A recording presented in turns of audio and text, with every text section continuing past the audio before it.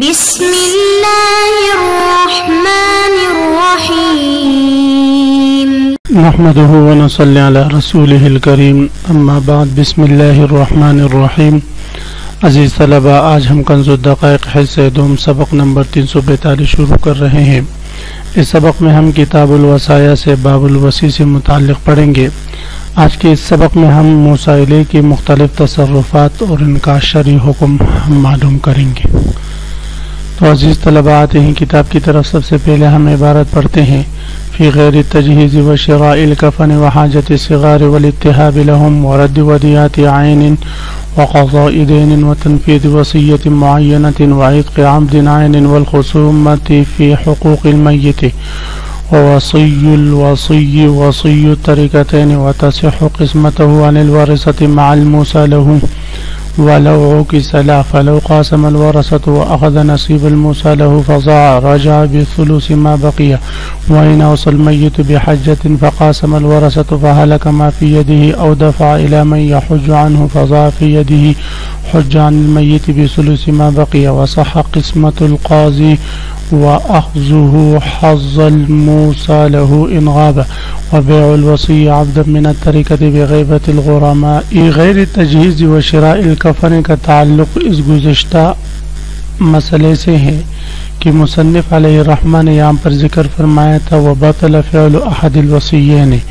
اگر موصی نے دو لوگوں کو وصی مقرر کیا تو اب ان دونوں کا باہم اتفاق اور اتحاد سے موصی کے مال میں تصرف کرنا، وصیت میں تصرف کرنا یہ درست ہوگا. اگر کوئی ایک تصرف کرے گا دوسروں کو اس کی اطلاع نہیں ہوگی تو ایک کا تصرف یہ باطل شمار ہوگا. فی غیر تجہیز، البتہ چند چیزیں ایسی ہیں کہ جن میں دونوں کی رائے یا دونوں کا موجود ہونا، دونوں کا ملنا یہ ضروری نہیں. ایک بھی اگر وہ تصرفات کر لے تو وہ نافذ ہو جاتے ہیں. جیسے اگر موصی فوت ہو جائے اور تجہیز کہتے ہیں انسان کے مرنے کے بعد دفنانے تک جو اخراجات وغیرہ آتے ہیں اس کو شرعاً تجہیز کہا جاتا ہے. تو اب اگر کوئی شخص فوت ہو جائے اور اس کے مرنے کے بعد اس کے لیے کفن کی ضرورت ہوتی ہے، دفنانے کی ضرورت ہوتی ہے، قبر کشائی کی ضرورت ہوتی ہے، تو یہ جو اخراجات ہیں اس میں دونوں وصیوں کا موجود ہونا ضروری نہیں، بلکہ اگر ایک وصی ایک مسائلے بھی یہ کام کر دیں تو یہ درست ہوں گے. وشراء الکفن، اسی طرح موصی کے لیے اگر کفن کی خریداری کی ضرورت ہے تو اس میں بھی دونوں کے موجود ہونا ضروری نہیں ہے. ایک نے اگر اپنی مرضی سے کفن خرید لیا تو اس کی یہ خریداری درست ہوگی. وحاجت الصغار، اسی طرح اگر موصی کے چھوٹے بچے ہیں ان کی روزمرہ کی ضروریات ہیں، کھانے پینے کی چیزوں کی ان کو ضرورت ہے، تو یہ روزمرہ کی ضروریات اور بقائے انسان کی جو ضرورت کی چیزیں ہوتی ہیں ان میں ان کی خریداری یا ان کو گھر پر لانے کے لیے دونوں وصیوں کا اتفاق اور اتحاد ضروری نہیں، بلکہ ایک ہی کر دے تو یہ کافی ہے. وحاجت الصغار، اور چھوٹے بچوں کی ضروریات کی چیزوں کو لینے میں دونوں کا اتفاق ضروری نہیں، ایک بھی کر لے تو یہ صحیح ہوں گے.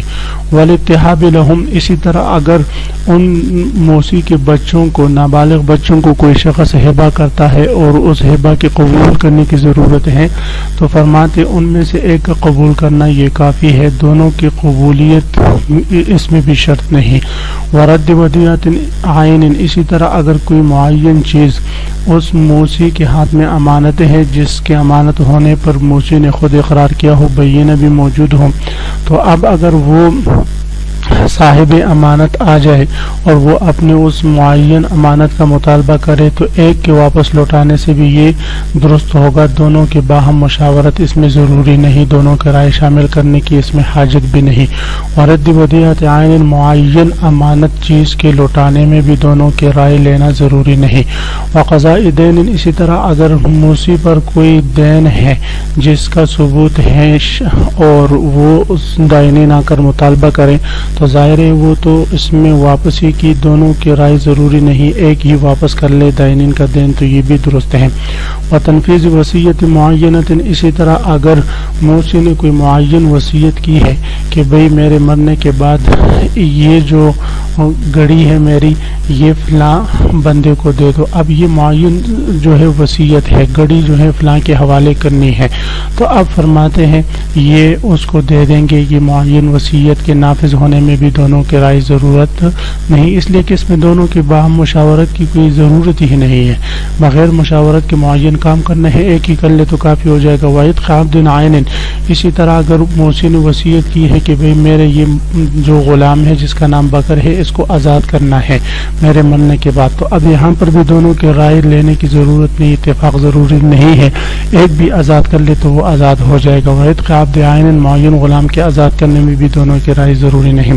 والخصومت فی حقوق المیت، میت کی حقوقت میں اگر قاضی کی عدالت میں جا کر کیس لڑنا ہے، وہاں بات چیت کرنی ہے، تو کیس لڑنے کے لیے ایک ہی وصی کافی ہوتا ہے، دونوں تو ظاہر ہے کہ بیک وقت بول نہیں سکتے، بیک وقت گفتگو نہیں کر سکتے، تو لہذا میت کے حقوق کی خصومت کے بارے میں بھی دونوں کے رائے کا اتحاد ضروری نہیں، ایک کی خصومت کافی ہے۔ ووصی الوصی وصی الطریقتین سے مصنف علیہ الرحمہ یہ مسئلہ بیان فرما رہے ہیں کہ اگر بکر نے زید کو وصی بنایا، زید نے مرنے سے پہلے بکر عامر کو وصی بنا دیا، تو اب بکر کا وصی زید ہے اور زید کا جو وصی ہے وہ عامر ہے، تو اب زید فوت ہو گیا، تو اب یہ جو عامر ہے یہ آیا دونوں طریقہ کا وصی شمار ہوگا، یعنی بکر اور زید دونوں کی طریقہ کا یا صرف زید کے طریقہ کا؟ تو اس میں ائمہ احناف رحمہ اللہ تعالیٰ فرماتے ہیں کہ یہ جو زید کا وصی ہے یہ زید کے طریقہ کا بھی وصی شمار ہوگا اور بکر کے طریقہ کا بھی وصی شمار ہوگا۔ امام شافعی رحمہ اللہ تعالیٰ فرماتے ہیں نہیں، یہ صرف زید کے یعنی جو موصی ثانی ہے زید اس کے طریقہ کا وصی شمار ہوگا، لیکن جو موصی اول ہے بکر اس کے طریقہ کا یہ وصی شمار نہیں ہوگا۔ حضرات شوافی اس کو قیاس کرتے ہیں وکیل پر، جس طرح کہ اگر بکر زید کو وکیل بناتا اور زید اپنا وکیل عامر کو بناتا تو جو عامر ہے وہ موکل ثانی کا وکیل ہوتا، یعنی زید کا وکیل ہوتا، موکل اول یعنی بکر کا وکیل شمار نہیں ہوتا۔ تو اسی طرح یہاں پر بھی زید نے جو وصی بنایا ہے وہ وصی زید ہی کا موصی ثانی کا وصی ہوگا، موصی اول کا وصی نہیں ہو سکتا۔ ائمہ احناف رحمہ اللہ تعالیٰ فرماتے ہیں اس کو وکالت پر قیاس نہ کرے، اس لیے کہ جب بکر نے زید کو وصی بنایا جبکہ اس کے بال بھی سفید ہو چکے ہیں، داڑھی چٹی ہو چکی ہے، وہ بھی مرنے کے قریب ہے، قبر کی مٹی پر ہے، تو آپ فرماتے ہیں اس صورت میں اگر اس نے زید کو وصی بنایا ہے تو وہ گویا اس بات پر راضی تھا کہ میرے مرنے کے بعد جلد میرے پاس یہ بھی آنے والا ہے، یہ بھی کوئی اپنی مرضی کا پھر وصی بنا لے گا، تو گویا کہ وہ اس کی وصی بنانے پر راضی تھا۔ تو جب اس کی وصی بنانے پر راضی تھا تو جب اس نے وصی بنا دیا تو یہ جو وصی ثانی ہے یعنی عامر یہ زید اور بکر دونوں کے طریقہ کا وصی ہوگا۔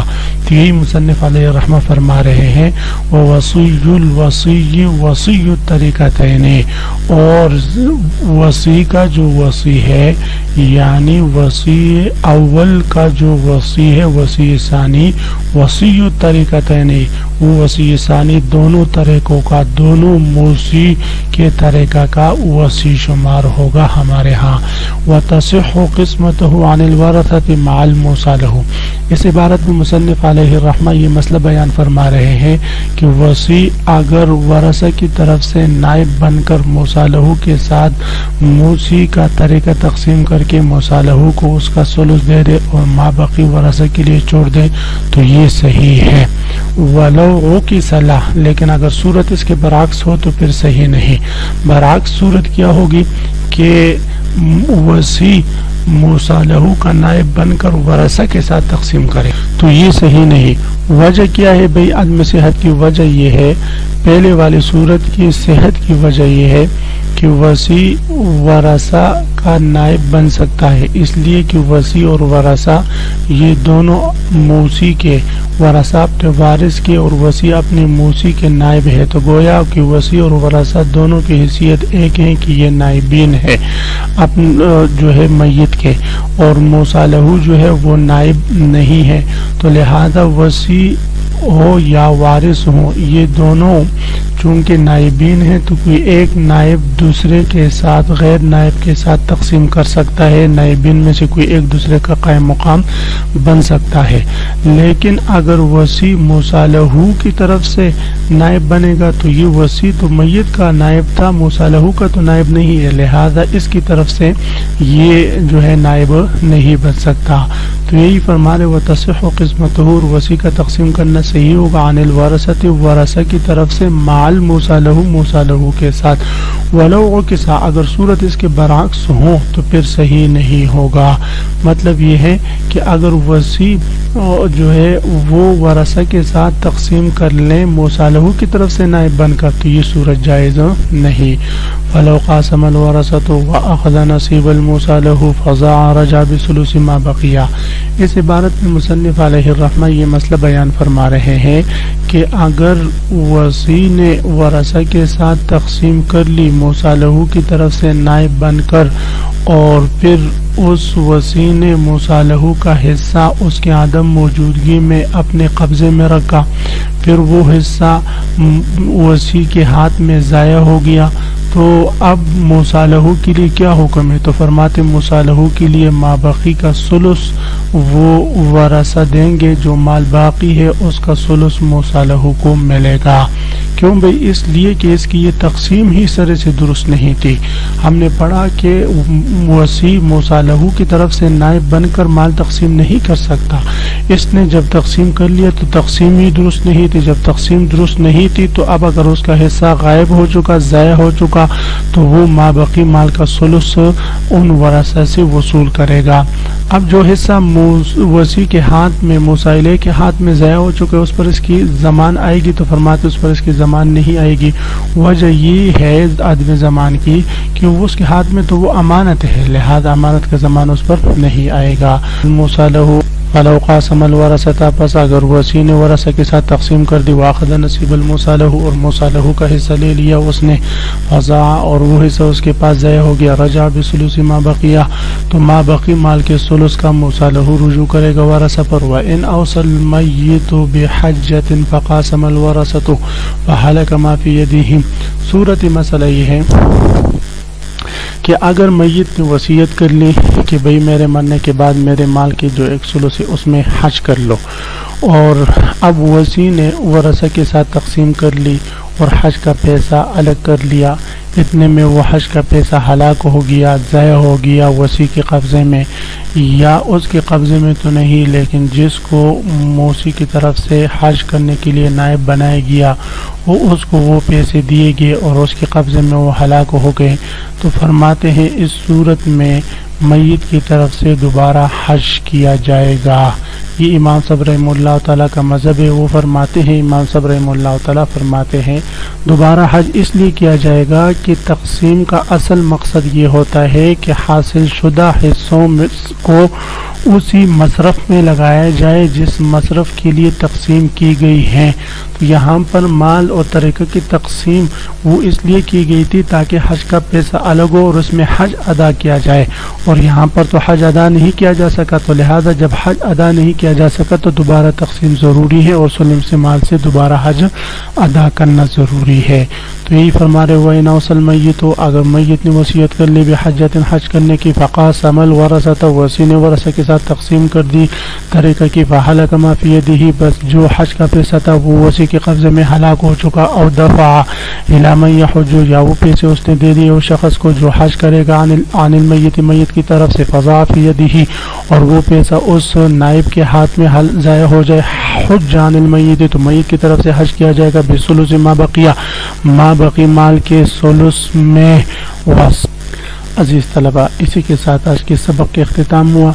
آج کے سبق میں ہم نے مسائلے کی مختلف تصرفات اور ان کا شرعی حکم جانا. آپ حضرات اس کو خوب غور سے سنیں سمجھیں. اللہ ہم سب کا حامی و ناصر ہو. آمین. وآخر دعوانا ان الحمد للہ رب العالمین.